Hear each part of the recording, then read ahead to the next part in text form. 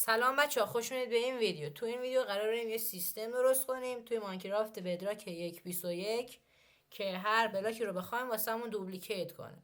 خب بچه ها، این سیستم هم توی سرور کار میکنه و هم توی آفلاین. خب اینا وسایلش هستن، فقط این بون میل و این دوتا گل، این ستا رو هر کدومش نداشتین از اون یکی استفاده کنین. الان من از بون میل استفاده میکنم، شاید شما این دوتا رو داشته باشین. حالا بهتون میگم این دوتا رو کجا دقیقا قرار بذاریم اگر بون میل نداشتید. خب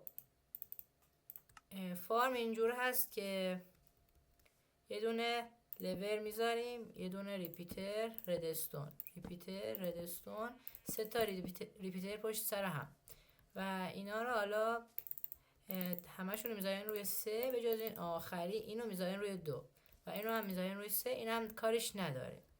خب یه بلاکی که میخوایم و اینجوری یه ردستون اینجا میذاریم، یه دونه بلاک، دوتا هم روی هم.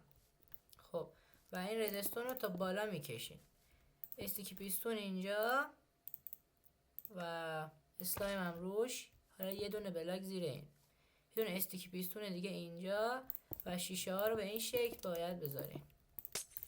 خب وقتی که این کار کردین این دوتا رو میکنید و حالا اینو روی این شیشه دقیقا اینجوری میریزید که بره داخل اینجا و اینو هم میکنید، یه دونه آب هم اینجا میذارید. خب تقریبا کارمون با این فارم تمومه، فقط یه نکته هستش. خب ما نیاز داریم که اینجا یک گل یا یه گرس بلند داشته باشیم. حالا وقتی اینو میزنیم به این شکل یه گرس بلند ساخته میشه. حالا اگر بون میل نداشتید میتونید اون دوتا گلی که اینجا گفتم رو استفاده کنید. خب حالا هر بلاکی رو که بخواید اینجا میذارید و میرین پشت، این لول رو روشن میکنید. خب این بلاک غیب میشه و این استیکی پیستون رو که بکنید بلاکتون اینجا ظاهر میشه و هر چقدر بکنینش اون بلاک هنوز هست و به شما اون بلاک رو میده. خب دوستان، ممنون که این ویدیو رو تماشا کردین. لایک و نظر فراموش نشه یا همون کامنت. تا ویدیوی بعدی میبینمتون.